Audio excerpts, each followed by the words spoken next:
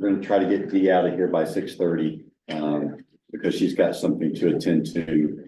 And, so the first order of business is consideration of minutes of the August 21st meeting. Dee sent those out weeks ago. I thought they looked great. Nicely captured. Motion to approve. I approve. Dan makes the motion. Pat seconds. Any discussion? All in favor? Aye. Motion carries.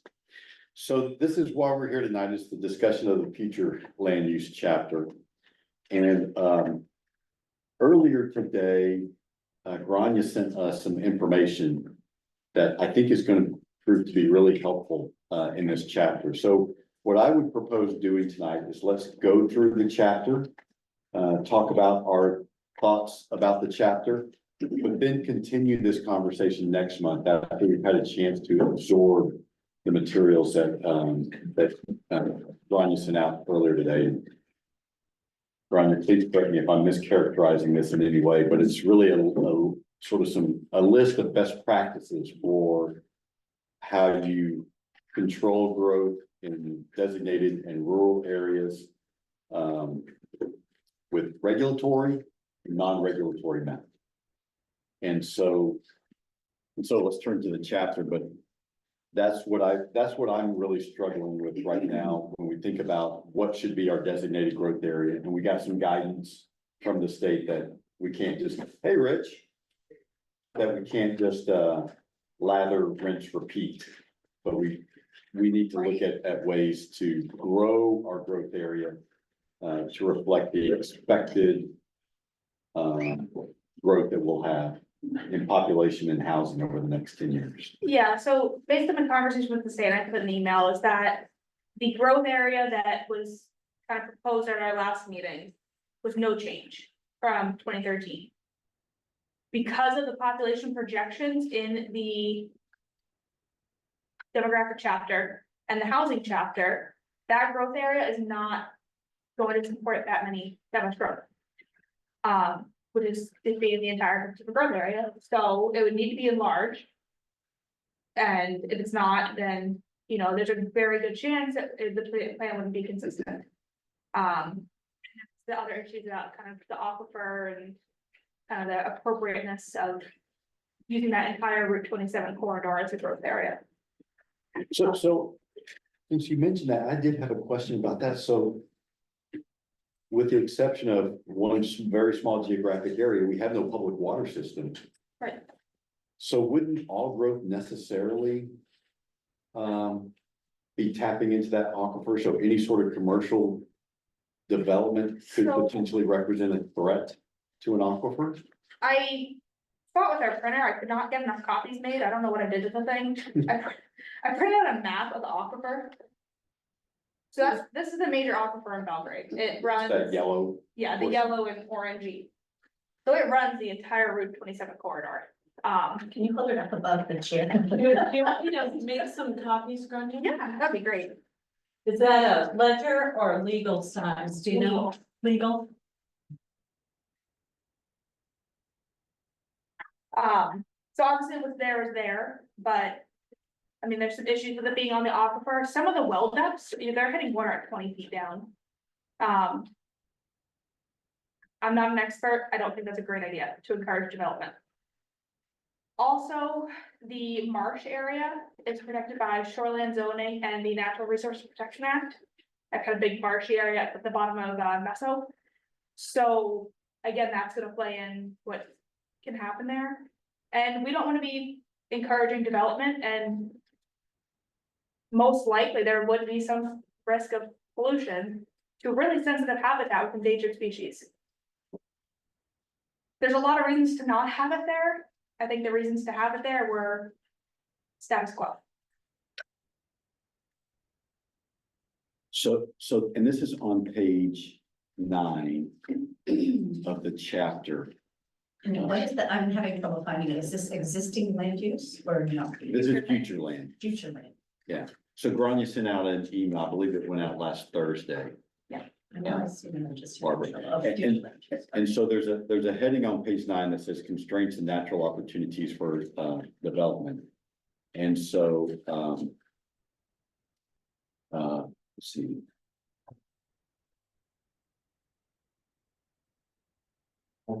And so in part, this reads, oh, great, we've got a good showing of planning board members now.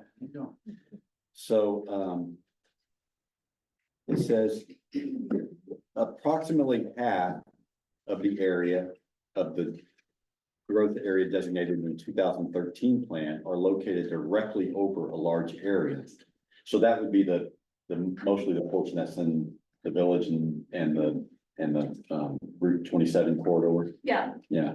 yeah, the aquifer really follows Route 27. And so, Grania writes, while this is not automatically a reason to disqualify the determined growth area, concentrating development in the subsequent impervious surfaces increases the risk of groundwater contamination and the negative effects to the aquifer. And so my comment was, alternatively, without a public water system, growth will necessarily need access to aquifers. And maybe that's an overstatement, maybe it's Yeah, I mean, you a need large water, portion. but Yeah. you don't necessarily need an aquifer. Yeah. You can have a well without an aquifer. And so later then you write, an ordinance that was intended to protect the aquifer would likely only control the types of commercial and or industrial development that use chemicals that could potentially seep into the groundwater.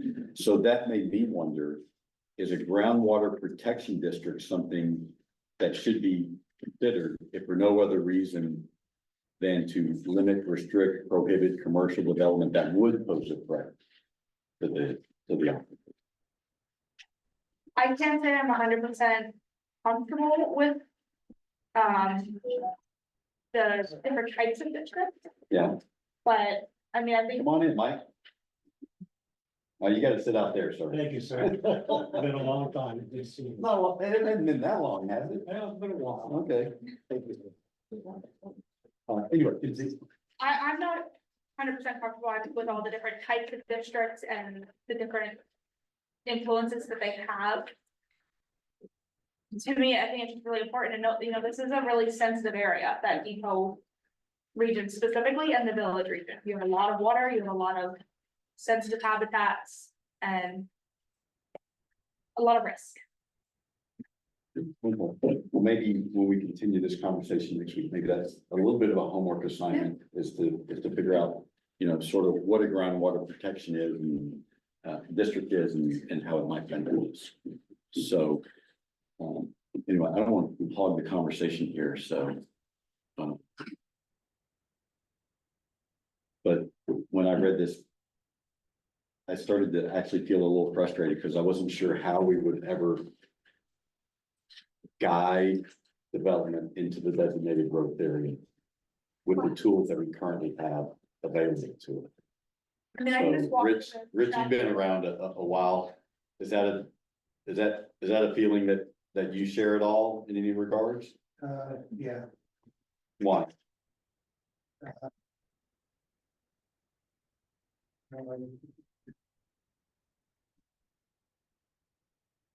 Partly because, well, I don't see that we have the rules in place that direct it to a certain spot, but thinking of part of the issue is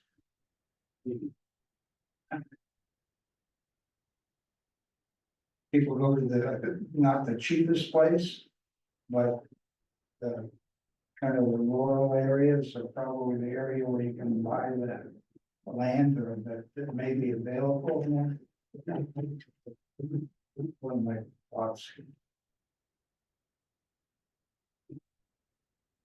So, did anyone else have that feeling or share that feeling, or am I on an island? I did too. It's like, how do you encourage people to build a home in what we've designated as a place that we want to build up? Maybe it depends on who's gonna put their land on the market, whose property is for sale. I don't know if there's anything that encourages people to do that. That did cross my mind, obviously. Hans, you had something you wanted to say?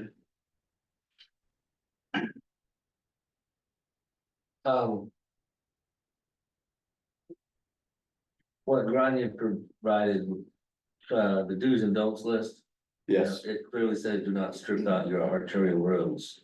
So, and basically don't encourage the growth on Route 27. Where the aquifer is, I've got a different aquifer map that it's more complete than what we've got here. It shows, the aquifer kind of goes off the Point Road and out through Hoyt's Island. The village is to the side of it. Not by a lot, you know, but a mile or so. mhm, So I think the village is a safe district still. But going back to, you know, you don't strip out your arterials, and the real growth we're having is Dunn Road, Winslow Road, they're more commuter avenues than they are commercial avenues. yeah, And, you got larger lots out there, I would just think, you know, there are no incentives. Other than, you know, we had a rash of subdivisions occurring in the 80s and early 90s, and we haven't had any for a long time. The ordinance changed, something happened, or people just got tired of going through the process, but with some of these larger lots. I don't know. Our minimum lot size is what it is, I mean, so how much can we encourage a subdivision on a larger lot? Ron, does a designated growth area, does it have to be, I'll get to you in 1 sec, Greg. Does a designated growth area have to be contiguous? Okay, so the undeveloped, I mean, one of the ideas that I had was the undeveloped subdivisions that we do have, maybe we include those in the growth area in some form or fashion, since that's already sort of allegedly ripe for development. All right, well, not everybody wants neighbors either, so you're trying to force all this development into one area. People don't wanna look out their window and see them, they want a bigger lot, they want to be in the country. They want that country set. So as far as trying to designate for growth, not everybody wants to be in there. And if you designate that area for growth, well, the prices are gonna go up. So it's gonna be cheaper for them to move out further than it is to be in the growth area. Well, and again, Craig. There's nothing prohibitive, there's no restriction of building in a rural area. What we're trying to do is guide development as much as possible. Well, into now a I'm trying designated to area. explain why that's not necessarily happening. Where we already Oh. have growth area. Okay, so what are the tools then to try to encourage growth within the growth area? I don't know if there's any real tools, I mean, what are you gonna do? How are you gonna encourage people to go where they don't wanna be? Oh, I guess I look at it a little differently. I don't know that people don't want to be there. It's just that there's no incentive for them to be there. What are you gonna give them, tax break, or I mean, No. what's the So, incentive? so I'm gonna say a dirty word, okay? That, and because I got frustrated with this, I called Joel Greenwood, who, you know, to be the executive director of KB Cog, and he's been the planning director there for 15 years or so. And I said, absent zoning, is there any way to try to encourage growth within a particular area? And he said, no. And so, and Grania mentioned something that we could do that wouldn't be zoning per se, that might help to encourage development in a certain way. So why don't you talk about that? So. Standard zoning is called Euclidean zoning. It's very, who can put what, where, when. Black and white, pretty much. There's another type of zoning called form-based codes, which is very much sort of more focused on design standards and performance standards. So you can put what you want there, but it's gonna have to look like this and meet these performance standards, so it can't. Be too noisy, it can't release, a lot of dirt or pollutants. It's not restricting you from putting it there, saying you can't have a McDonald's in the village. But if you wanna put a McDonald's in the village, it needs to match what the village looks like. And it needs to look like it belongs. And look like it was built when the village was built. We were just talking about that before we kind of got started. It's the Freeport McDonald's, if you guys are familiar with it. That's right. They don't have form-based codes, but that's how they did it, is they have very strict design and performance standards. So that building was built by McDonald's, but Freeport said, you can build this, but it has to fit. So I don't know a ton about it, I just started kind of trying to learn about it, wrap my head around it, but it feels like that might be a much more applicable route. If the town wants to investigate, if they want zoning, then you know what, there is another option than your residential zone, your industrial zone, your commercial zone. There's a way that you can kind of work outside that box. And my sense was that that's what the commercial development review ordinance was trying to achieve, but has fallen short. So I see that as being the commercial development review ordinance on steroids a little bit, where you have some strict design standards, as opposed to just saying, you gotta have screening, you know, or you gotta have this amount of setback. So forth. Well, you can add, why couldn't you add design stuff to what the ordinances that we have? Well, I think that's what I'm saying. Yeah, you could add yeah. performance standards, I design was under the standards, impression motion we standards. couldn't do that. I Oh, mean, you can amend the ordinance however you want. No, so no, when we were building this ordinance, there was a claim, well, we don't have zoning, so we can't put a design. Spec part into the commercial ordinance. no, you very, very much so can. We do not need zoning to have design standards. Now, The zoning gives it teeth. But having that in your ordinance means that, you know, that's. It site gives plan us review. power to Yeah. be able to say, at like a Dollar General coming in, we could. Kingfield's Dollar General, it's in Right, if you the want it area. in the village, you need to have your beautiful black and white wrought iron sign with no backlighting. If you wanna have it, this is how you have to have it. So I'm not opposed to trying to put stuff like that into an ordinance. And as far as the growth areas. I was talking more about residential than I was commercial. yeah, and I think that makes sense, Craig, because we anticipate most of the growth is going to be residential in nature as opposed to commercial. So I was thinking in those same sort of terms as, you know, where are the areas of town where we'd like to see some residential development. Do we know how big the lots in these pre-existing subdivisions are on average? And Obviously- subdivisions, Yeah, those ones that are pre-existing. Are you talking about the undeveloped subdivisions? Okay, the one, just take in mind, for example, the biggest one's 2.1 acres, and they all run in 1 acre to that. Okay. And there was 13 lots. But we still have subdivisions that aren't even operating yet. Mhm. And, you know, I have 3 lots in mine, but you have this, what used to be the Stevens subdivision down on Rock Pond. It's not even a house in there, that's all paved and electric put in there, So it would make a Yeah. lot of and that's sense been that, there for 20 years. but like, let's use that. Let's have people that wanna live in a subdivision, live in a subdivision.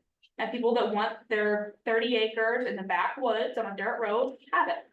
And I think that's really the point we have to focus in on with the growth area is that the majority of development to go where it makes sense.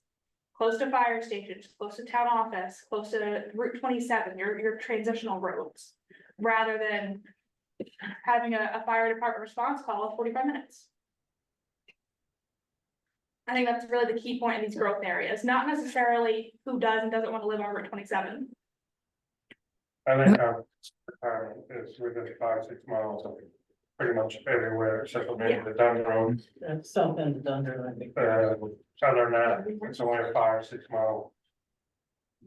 So not 45 minutes. so I think there. Joy wanted- There is this statement at the bottom of page 2 where it says a fundamental strategy when promoting a designated growth area is to direct a minimum of 75% of municipal growth related capital investments into these locations. So typically you'd be talking about water and sewer lines, which doesn't really apply here in Belgrade. And the only capital investment that I'm aware of that we're looking at right now is a new fire station.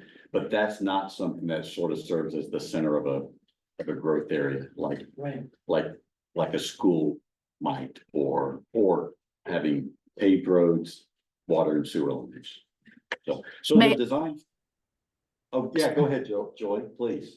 Just one point that I always think about with business growth areas and what the goal is is it's not necessarily to encourage development everywhere into places where people want to have, 5 acres and don't want to have neighbors. It's really more to encourage the growth in those specifically designated areas such that there is a lot of land that's still available for those that want that rural feeling.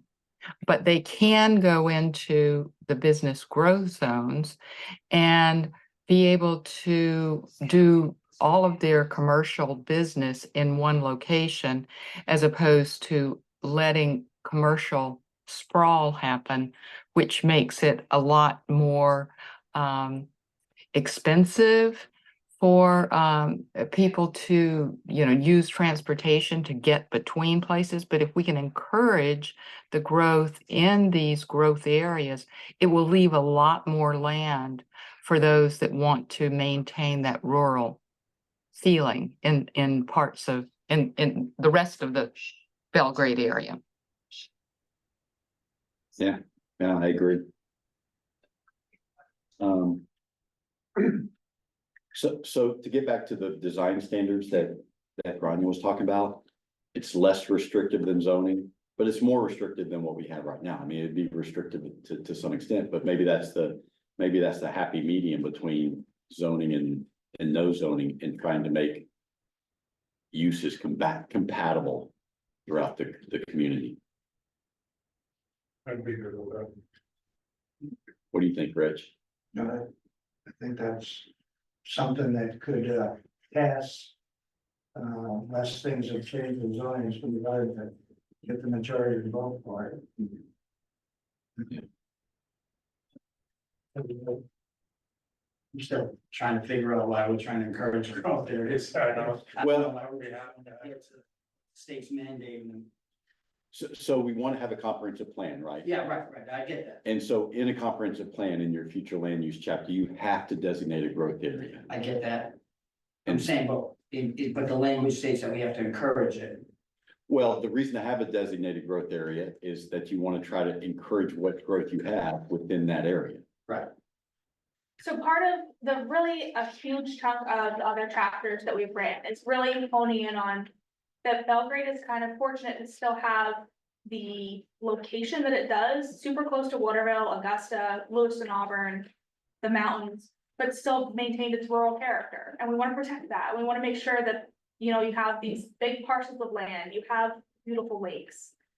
So if you can find a place like subdivision that's kind of just out in the woods, that seems like a really appropriate place to have people move into. And in our demographic chapter, the population of Belgrade is getting older. So how do we encourage new residents? How do we encourage families? A lot of families want to live next door to other families. And so it's not as much encouraging growth, it's just embracing the growth that's coming and that we're predicting to come and steering it to where it makes the most sense. But yet there doesn't seem to be a tool to steer them. But, Well, And so, yeah, sorry. if I might continue on that point, is, Craig mentioned Stevens Farm, which is right off of the corner of McGraw Pond and, Route 8. It goes up in the woods.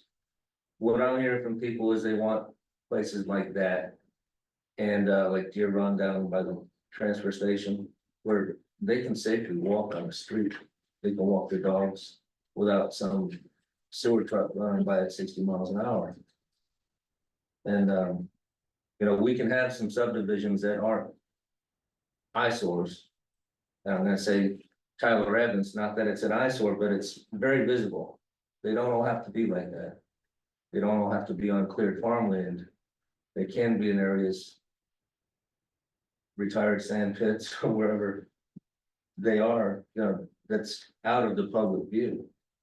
But it gives them that safe neighborhood that they're seeking. That's interesting, Hans. So you think perhaps as part of the designated growth area, we should look at gravel pits that have been played out as potential development opportunities. Any undesirable land. I mean, we got a. Sorry for you locals, but we have a lot of undesirable land. Land that people aren't gonna look at and say, that's where I wanna live. Some land that needs to be rehabbed, What do you think of that? that can be put to use. I think it makes sense, if you've got a sand pit, you've got a business that needs a home.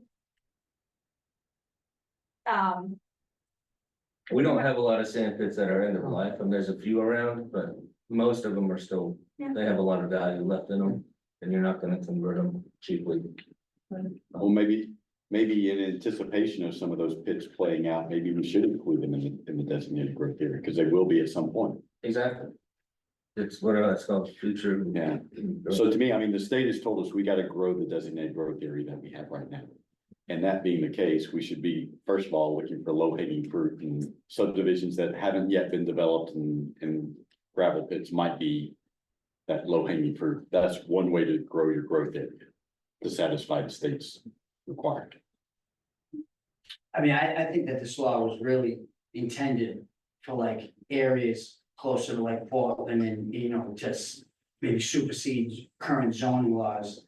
It's just tough to apply it to like the Belgrade area, and that's, yeah, I think the struggle. Yeah, but to be fair, there are a lot of small towns that do have zoning, and so. Right, that's what I'm saying, Yeah. to, And so like Reedfield just completed their update of their plan in the last year, and, you know, Reedfield's smaller than we are, but from a population standpoint, but they have zoning. So, and I think that was the intention of this law, yeah, was to handle the zoning and to be able to implement this where places that have zoning, so where we don't have zoning, it's a lot. yeah.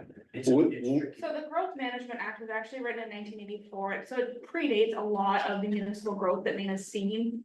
And it existed after shoreline zoning was enacted, so it does take that into account, the rurality of the rural nature of Maine. It's not intended to circumvent zoning because of our home rule authority. The towns will always have that upper hand over the state. This is just saying, if you want your consistent plan. I know. Theoretically, a lot of that is right, Theoretically, they just took our home rule away. I know. So LD that's 2003. called second state. We've been through this before, right? Well, LD it's still- 2003, Still there. I Yeah, am well but, aware. but they did the same thing with shoreline zoning, and we can all agree that that was a good thing, right? Right, Rich? So, To a certain extent, yes. and so it's not intended to circumvent zoning. The Growth Management Act is not intended to circumvent zoning. It is to. If you want a consistent comprehensive plan, which opens the door for different funding opportunities and, you know, makes you eligible for different projects. This is what you have to do. Yeah, I'm all for being in Yeah. compliance, be a minimum compliance. So it's just, that is just how they say you need to. And I think that's like what I said earlier, is embracing the growth rather than encouraging growth might be a better, more appropriate Yeah. I term like moving that. forward. That, you know, you need new residents. Every town needs new people, whether you like them or not. But where are they gonna go? So it's easier to direct your growth if you have zoning, so we don't No, I have get it. zoning, so other than shoreline zoning, so what are the other tools at our disposal to try to guide growth where we think it will best serve the community? It sounds like the only thing you can do is discourage growth where you don't want it, really. You don't want it during, up near the aquifer, in other words, so. You wouldn't pass a subdivision to be in that area. But how do you, so you can say that a certain thing can't be built in an area to protect the lakes and so forth. But I understand that we have to put these growth areas in, but there is no way to encourage people to build there. Site plan review. Yeah, In well, our position. yeah, right now, that is the case, right now. Yeah, that is the it's case. only, you So- can only discourage Yeah. them from the areas that you don't want. So what I want to do is sort of look forward, so what can we do? And I think the design standards that Grania mentioned, if the community won't support zoning, then this is perhaps the next best thing, and build upon the ordinance that we have, the commercial development review ordinance. And there are edits you can make to subdivision ordinances that would be, you know, you can. have a little more wiggle room with your lot size maybe, or you can have, there's different ways to make it beneficial to move the steer growth there. And then I think like Con's suggestion about using any played out pits. It's a good place to put something you maybe don't want front Yeah. center. But I just thought about what I said, it's not a good idea, because, yeah, your pits are on the aquifer, so what we'd have to do is in development laws is require like engineered septic instead of non-engineered. So your typical septic field wouldn't be acceptable. So they'd have to process it like what hotels do in town. I'm not in town, but in the state. So there could be different rules applied to those areas. Yeah, so Rich, when this facility was built in a gravel pit, do you recall any specific or special requirements or accommodations that had to be made? This facility, Yeah, no, I wasn't involved in that at all. why didn't, so did they not have to seek some sort of planning board approval? I assume it, Yeah, yeah, I know it. okay, but that predated your service? It either predated it or it wasn't there at the Oh, okay. meetings that occurred. I don't remember the process or whatever. Yeah.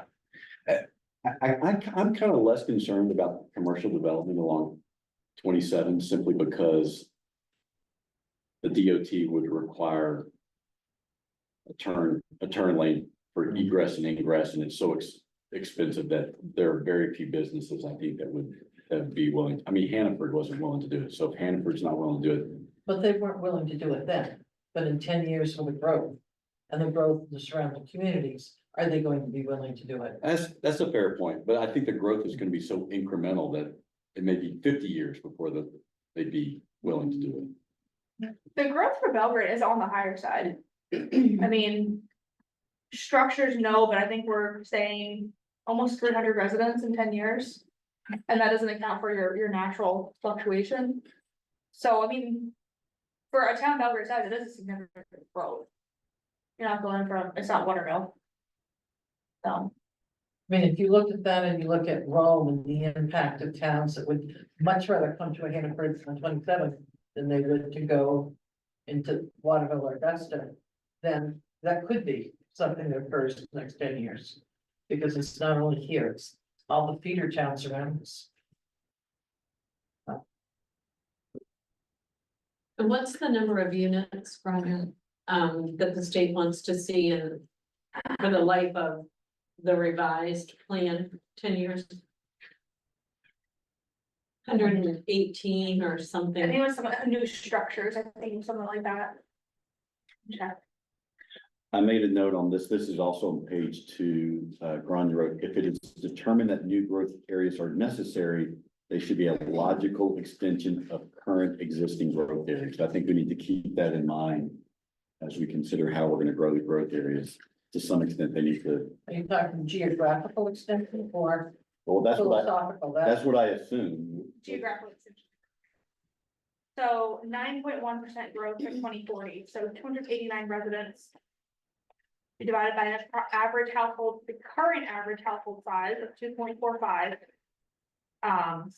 You're gonna need 60 additional housing units for 2040. Could you incorporate, Tyler, the two subdivisions that are on 811 that are not currently part of the growth plan? And that would immediately give us X amount of counts, Yeah. right? Well, and two, so where's the new fire station going to be? Right, almost across from the information bureau in what was Bill Martin's old property.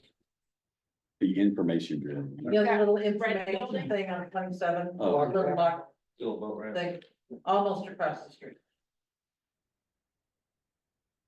So that's already probably part of the, I mean, you know, Well, I don't know if that was a question I have, is that in your plans when you're, well, and when it says a fundamental strategy when promoting a designated growth area is to direct a minimum of 75% of municipal growth related capital investments into these locations, we just need to, if that location is not part of the growth area, we need to look at that location plus some of the surrounding It is not. acreage. It is. Did you say it is or is not? It is residential district right now. Okay. Yeah, correct. So we have. What'd you say, we need 40 houses by 2040, 60. what's that, 60. 60? Mhm. That just sounds pretty much like natural growth to me. How many permits did we have this year for new houses? We're sitting at about 10 or 12 right now. Alright, so 10 or 12, it's only 6 years to reach 60. So, 40 is a long ways away. so with our undeveloped subdivisions, are there 60 lots combined, you think, in those? Well, I don't know, you have another one down here that Donnie hasn't sold yet, that's got that big access road. It's right on 27. Is it already subdivided? I believe so, isn't it? In that subdivision, Stevens, there's 2 houses going in there now. There is. Yeah. Okay. And there's also the one on Guapando, the Belgrade Estates. Well, they already got the frost walls in and, it's been That's cleared what out. I'm talking, Steve. Stevens on the corner of the drive. No, but further down, one is Belgrade Estates. Belgrade Estates. Oh, yeah. And there are already 2 houses built there, but I don't know how many more lots there are. But that was supposed to be a. Seems to me we have plenty of housing in front of us that's naturally gonna happen. That we, you know, Well, we may be reversed, cluster developments and stuff like that, we don't really need that stuff. well, we may be reverse engineering the plan though, Craig, in order so that it will win state approval. You see what I'm saying? We know that the growth is gonna happen in some of these places. Let's go ahead and make them part of the designated growth area. And one thing Tyler's proven is if you build it, they'll buy it. He's got buyers before he's complete every single time. Yeah.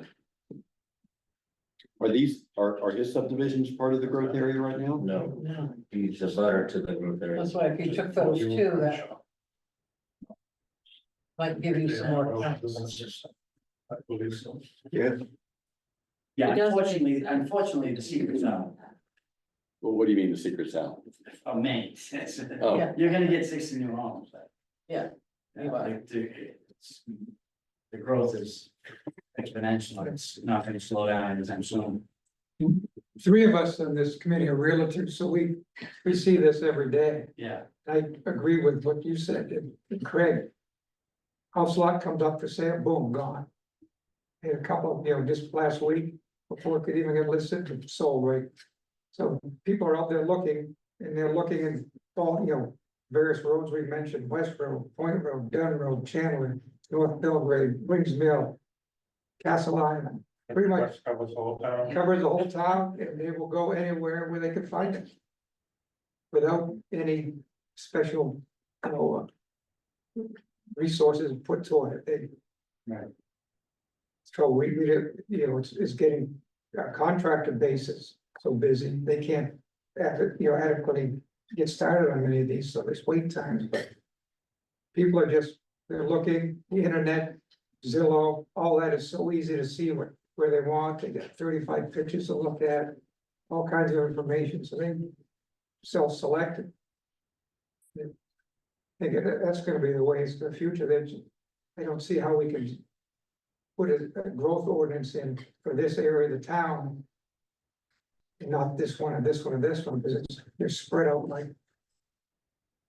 All over the place. Right, but I think if you take your subdivision and some of those and make those growth areas, you get your numbers you need for the plan. right. Right. Because this doesn't have to necessarily encourage You it. could We're get, trying to get the numbers. We have to have it So for the plan plan, gets so accepted. if you've already got those homes Right. going in or people buying those they're lots, already identify approved, they're them. sitting there, And, Yeah. yeah, you could add them too. that's an easy way to do it, absolutely. And I mean, I know as much as it's kind of at least the bane of our existence, my existence. L 2003 does allow for building multiple dwellings on a lot, whether you like it or not. So these lots could support more than one structure. If they have the space and everything. So that is a thought that, if you wanna direct growth. I know we've talked a lot about having housing that's appropriate for people who wanna retire in town. Smaller lots, smaller houses. More maintenance available would be something to consider. LD 2003 though. Doesn't that exclude subdivisions, because the subdivisions that are already approved have certain covenants that exist. It doesn't override restrictive covenants that are in place. I'm not sure about ones that would be written after. I would think that those would still override L 2003. So the subdivision that would be created would have to have those in place already. Yeah, the one that's created, but the existing, like Tyler, he's one house per lot. Right, so then LD 2003 would come into play. Not, yeah, so Yeah. your existing subdivisions are. Yeah, It's, yeah, so LD insane. it doesn't overrule any restrictive But a covenant. new subdivision would have the LD 2003 provisions. If you're trying to build, if you're trying to build. More, I call it affordable housing, not the $600,000 or $700,000 house, but if you're trying to build. More starter homes, single people homes, downsizing homes. Is there a way to take a particular area and in that area, reduce the lot size, which reduces the cost of the land. And gets more people in a compact area? I don't know if that's a tool you can use, but that would direct people to. It might direct people to a smaller area. Yeah, you'd have to amend the minimum lot size. Absolutely, I'm just saying, is that a tool you could use to You say, could, and this area, whatever it is, we're going to allow smaller house size. Thinking ahead that that might be a way to adjust for the starter home, the downsizing home, the single person home. And it would encourage people to go there because they can live in Belgrade, which people want to do, but it's pretty expensive for people that are starting out and downside. I mean, that's one of the, so would that encourage growth? Is that the growth we want to encourage? I'd be concerned because you're right on the outskirts of the western waterway. Maybe not with just single residential families, it wouldn't be so bad, but multifamily. Stuff like that, you start promote too much of that. Then they're just gonna migrate right from the western and want to go right to Belgrade, that's what you're gonna be promoting. Well, I mean, and that's why I said it's a question of, is that what we want to promote? Or do we want to promote Interested in it. smaller houses? You know, like the small house. There, it's a tool that you could use to create create an area where people would build. Because they can build more affordably and less expensively. And the anticipation is that you would not have the big $600,000 or $700,000 in that particular subdevelopment for that particular area. Because if I'm gonna have a $600,000 or $700,000 house, I'm gonna want more land around. Rich, Just gonna say, I agree with the concept that, you want growth area and you make it easier for people to purchase it or, because they're buying a smaller lot. That the new startup people would go for that, one particularly, if, say it's good, that would be an encouraging point of view to get people to come to this area. If I don't have to have a 2-acre lot or whatever to build a house. And if I may add, like to Craig's point, if people are gonna be coming from Augusta or whatever, if we make it smaller. But we don't have jobs here. So we have retirees and we have commuters. Everybody goes somewhere else to work. Unless they have a local contracting business. And the one kind of job we do need to attract here is we need paramedics. Our health response here is, you gotta wait for Delta, and we're gonna expand our fire department, and if we could expand our talent pool to work with the talent fire department, that'd be a great plus for the community. so you could incentivize, with Carol's idea, you could incentivize growth in the designated growth area. If you amended the minimum lot size ordinance to allow for smaller lots within the growth area. But it wouldn't have to be the entire district. No, it wouldn't have to be. You could say in this section. Yeah. We would allow, or a subdivision that had smaller lots or whatever. In a certain area, but that doesn't mean that every designated growth area could drop down to a minimum lot size. So, You could also, instead of playing games with minimum lot size, or you could also design standards. You know, you can have, you know, maybe you can have what are the setbacks in minimum lot size, you know? Like, Setback. it's Setbacks, It's side, In the side. 15 feet. 15, yeah. okay, so. But I mean, like, if you wanted to build like a ranch duplex. That's, you know, starter home, retirement home, downsize. I mean, you can build them in very attractive, nice ways. You can figure out how to do that in a design standard, your. Development ordinance. Can you put an age restriction? No. Could you do senior housing, meaning older? Yeah, you have That to be would have to be- 55 plus, The community would have to be owned by a third party. okay. So The you have to town have, can't do that. No, so we could not say, okay, no, that was my question. no, it'd be like the Highlands and Topsom, they're Yeah. owned by. The Highlands Corporation. Yeah, But to Carol's idea, if you do that, then you accomplish two goals. You do actually direct growth within your designated growth area, and you do encourage right-sized housing for people who want something smaller than, you know, what might take up an acre. But a developer, you'd have to have a You would still have to, you'd still have to do something with the minimum lot size ordinance in order to Right. allow those. You mean the age restriction? Or the subdivision. yeah, Yeah, you'd have to own Oh, the entire property. Right. And I don't know how that would work if you sold the lots. Because obviously then it's not yours. I think you would have to lease them or rent them. there's no regulation that the town could legally place on the Right. property to. Right. that's. There's a big need for senior housing. Well, and one of the things that, at a seminar I went to last year, they talked about, if you can have a house, if you have someone that would like to stay in Belgrade. And they want to downsize, and there's no place to go.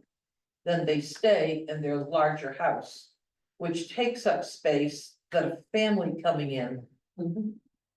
That house should be right sized for families, so if you can find a way that you create attractive options. For smaller houses, then, oh, I can sell this and be here and still be in the community I've lived in.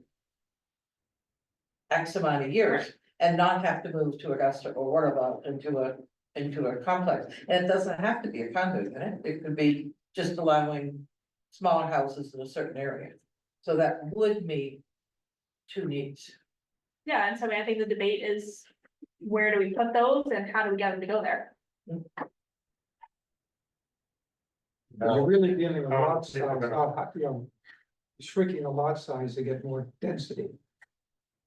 I mean, Or you're make right, it you more still have to be able affordable. to access. Well, you'd end up doing both. You do both. The access road. Why are you grimacing, Craig? I don't think that's the direction Belgrade needs to go. I guess, It's inviting a lot of problems. well, I guess I'm just concerned about, you know. We've People, already decided, it's already been shown. That we're gonna meet at 60 houses. By 2040. Easily. So why are we so concerned with destroying our minimum lot size? And, small homes and I'm not seeing. Well, I I mean- don't think there is maybe a few elderly people that would like to downsize, but I bet you can count them on one hand. oh, I bet it's more than one hand. To your numbers, these are housing units that need to be in the growth area, not just the town. So this is projected growth, but the majority of your growth is supposed to be in the growth area. This current growth areas, Supposed to be or mandated has to be, they will only count the homes in the growth area, so is it total? No, it's supposed to be. They're not gonna look back in 12 years and be like, meh, red So, flag. so keep in mind, this plan is not regulatory, it's aspirational, it's what we would like the community to be. And so, that being the case, then how do we, what tools do we have at our disposal to get to whatever that looks like, continue? I think you need to keep in mind, your minimum lot size is 40,000 square feet, state minimum is 20. So you don't really have that much wiggle room to shrink it. Think shrinking a lot by 10,000 square feet is really not enough to build a house on. Cause then you're not meeting, you'd have to cut it in half, meet the statement of lot size of 20,000 square feet on each. And then you're having little postage stamp lots. And I certainly would do it. When you say you're destroying the lot size, I would not do that everywhere, it would be in a certain area. Wherever that is, I mean. It's to be determined, it would be, if you want to, you know, if Belgrade Village, you put minimum lot size in. Which you can't, because we're all built, right? But I mean, if that was the thing, if you wanted to build it down in the depot, you couldn't, you'd have to go to whatever. State or whatever the town says is lot size, so it would just be sort of a more segregated area that's going to encourage. Similar people, maybe similar needs, maybe some economies of scale in there. Housing and busing and whatever. Those I mean, you gotta along think the- about access too, if you're having small lots, you can't sell lots with no access. Right, So I mean, if you cut them in half, how do you get the other half? right, You have to think about that too. But Craig, I just wouldn't underestimate the number of people who want to age in place and don't necessarily want to do it in the same house that they may have raised 4 kids in, because they don't need that much space. And in fact, I was walking through our neighborhood the other day and I encountered someone who you know, and you'd probably be surprised. Cause I was, when he and his wife said, oh, we love the fact that you bought the schoolhouse. And we have this big empty house now, and we'd really like to downsize to a different place, and they don't want to leave Belgrade, but there's no such housing in Belgrade, right? And they probably have the means to build that themselves at some point, but if they wanted to purchase existing stock, it just doesn't exist. One thing to think about, if we list the benefits of having smaller lot sizes in a designated growth area or part of the designated growth area. Some of the things that will benefit everyone are economies that can be built in those growth areas that can be supported by more people in that area. To be able to, you know, for example, give us some shopping without necessarily having to have a huge grocery store, and give us some of the entertainment, the things that we experience in the summertime. And I think we're getting it more in the winter, but the village area is vibrant, but I feel for the businesses that are there trying to survive, that are trying to feed families, because as soon as you know, October rolls around, you know, everything drops back. But if we had more people in the village, more walkable area where people could get around, they would support those businesses, and it would make a lot more sense, and that would benefit people outside of the business growth zone. So we're getting close to time when Dee needs to leave, so I might suggest 2 things. There's one, Rania, is it possible for you and Hans to work together to look at what the designated growth area would look like if we added the undeveloped subdivisions and the gravel pits? Just what that growth area would look like. And He's already gotten me the number of lots in each of these. I know. The existing growth area. I know, but I'm just talking about sort of we have a map of what the growth area looks like. What would it look like, you know, if we added those? And for the property that's some circumference around where the new fire station would be as well, since that's going to be the only major capital investment that we anticipate over the next 10 years. So you're considering just leaving the growth areas as they are over the aquifers? And having restrictions in an ordinance on development, having maybe But like I said, engineered sanitation or. well, like Because North Belgrade is a hot spot. McGraw Pond Road. Dunn Road. Because you've got subdivisions there, right, that haven't been built. So So yeah, I mean, yeah, but they exist, you know more than I do, so. so all I'm saying is what does that, They're all off the beaten track. yeah, and that's It's not gonna fine. change the visibility of, You would like to see it on a map, Yes, okay, yeah, what does that look like? map it out? Yes. you know, colored markers or crayons? Hold that up to you, small guy. Sharpie. But doesn't the, in North, I think in North Belgrade, doesn't the growth area go up Route 8? It does, but it stops just short of Raw Pond Road and it Oh, goes on just- Forest Point Road just a little bit. Okay, so, but extending it It kind of to starts. include the corner, to include that corner lot of the Stevens Yeah. farm. And then to include the next one down, which is Belgrade Estates, that's not a big stretch.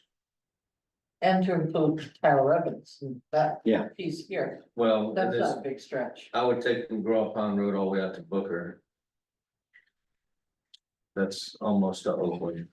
Okay, and we don't have to talk about the nitty gritty details right now, but just, you know, what would that look like if we did that? And then secondly, and you know, I do want to make sure did you get the email from Grania this morning with the? So, yeah, so if we could maybe make sure that all of the planning board gets that and and I think there's more there than I was anticipating when I spoke with Joel this morning. And so I just need some time to like read it. It's a little voluminous and then think about it and then come back with some ideas about things that we might be able to incorporate from those lists into this future land use chapter, which by the way, before you guys arrived, I thought this is the best chapter Grania has done to date. So I thought it was really, Thank really you. good. Very, very, a lot of information. Very helpful. So, just one more question, how far, I don't have the growth map, the growth area now, with me. How far does it go down 135? Right here by the old town office, how far is it down there? So where's the, what color is the growth area? So that The was a yellow, little weird. the yellow, So the red and the hash mark, so. that there, I do have some questions on this, as far as the Route 27 overlay district. In all the work I've done with Belgrade ordinances, never heard of it. Not sure what it's supposed to do, not sure where it came from, because it's not actually in the written. Content.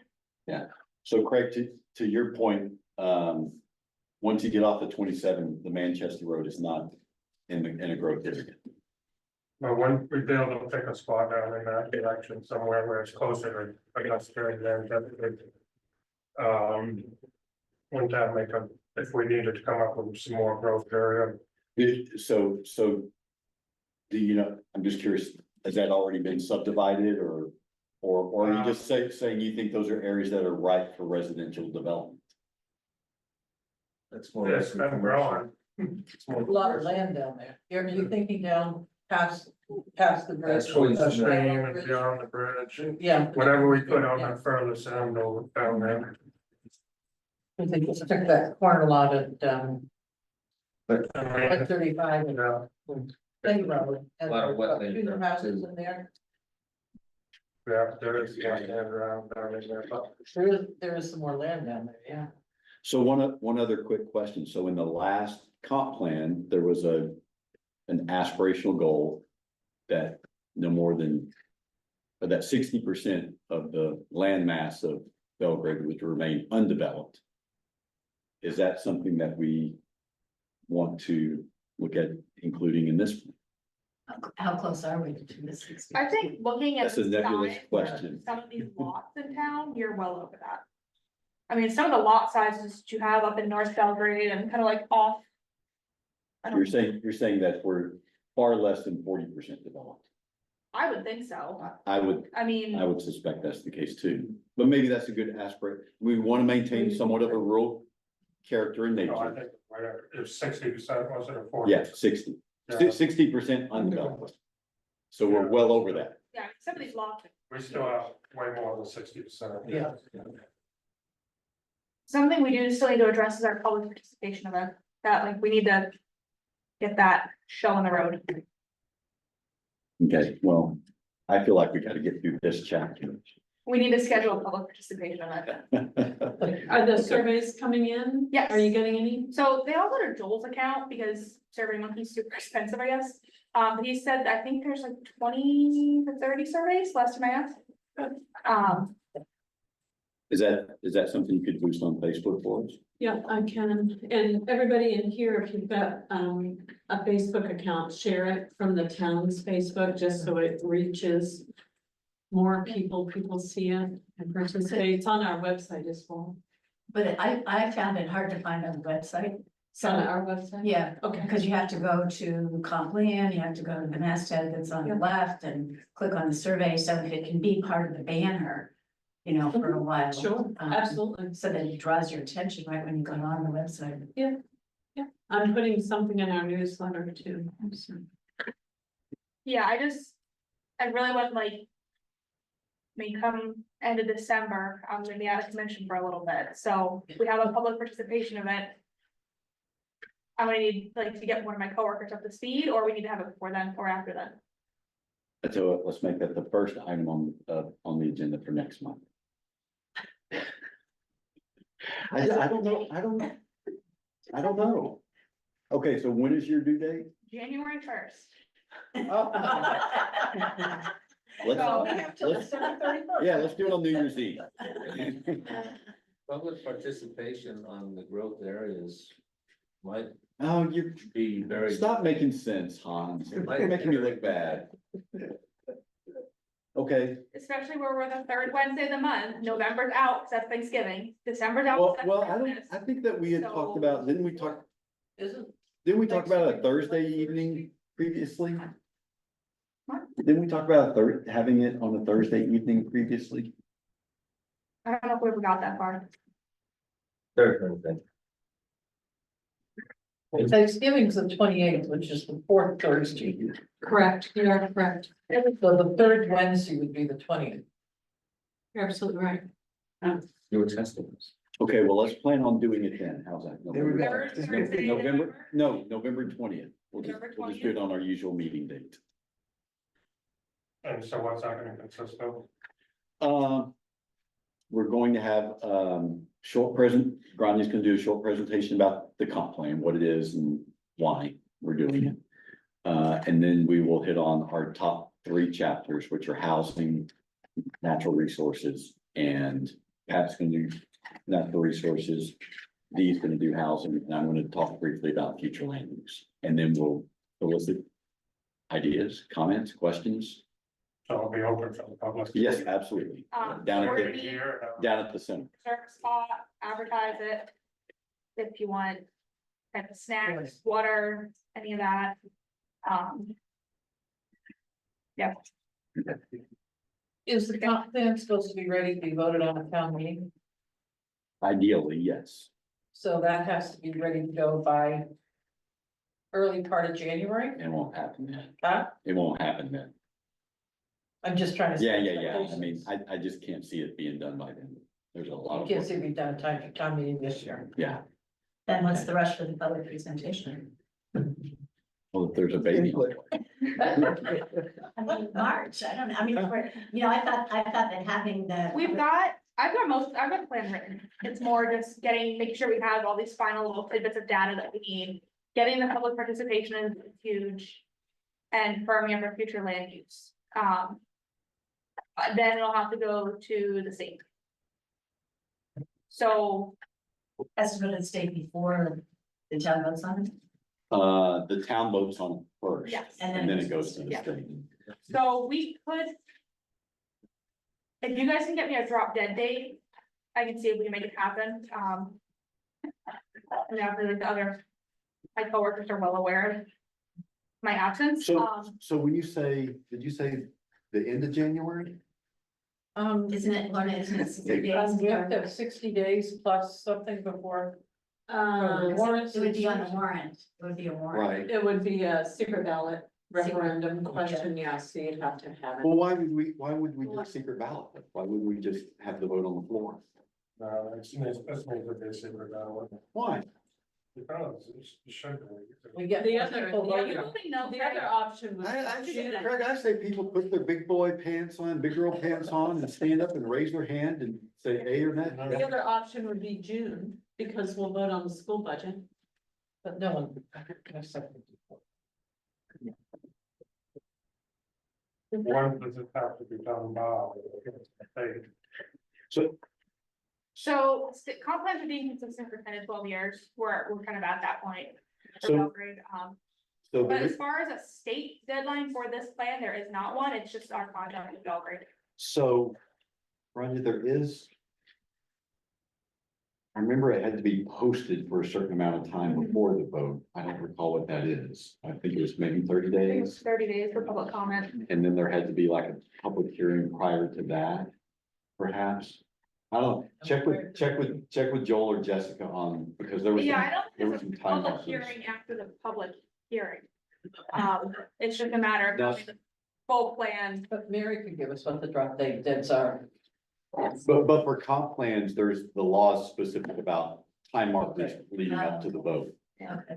So could you put it on the warrant and then it's not ready? We We say it's not ready, so we don't vote on it. I mean, that would be But I the don't think I thought. don't do think that. you could do that. Because it has to be- Because people are gonna get absentee ballots and get ballots and they're gonna. I say we vote on it on the Yeah. floor. I Yeah. don't know, why would we do it? Why would you want to do it secret ballot? Because this is important, it should be in the secret. Well- The others- Well, the important stuff happens on the floor, in my estimation. All the stuff that's on the secret ballot, other than, electing select board members is, do we want to give money to charities? That's not important. That's not as important as this. I like secret ballot because more people vote on it. You go to town meeting, you get 100 if you're lucky. You go to secret ballot, you're going to get a larger number. It has to look. You do get a large. 3 to 400. 3 to 4. That is true, but I'm gonna tell you a little secret. This will be true. On one hand, you'll be able to count the number of people who have actually read the plan before they vote on it. Well, it's like any vote, right? So you'll have more people voting on it, but they won't know what they're voting on. Well, that's typical with laws. Fair. Typical with laws. So in Winthrop, there's this fella, he's super smart when it comes to housing issues. And he once in a public meeting said, 3 people have read this plan and 2 of them are me. All right, thank you, Dee. All right, how about a motion to adjourn, Pat? Motion to adjourn. I second the motion. All right, all in favor? Bye-bye. All right, motion is approved. Running. Thank you all for coming. Good night, Julie. What kind of- You want it, you're not gonna do that. Kind of being-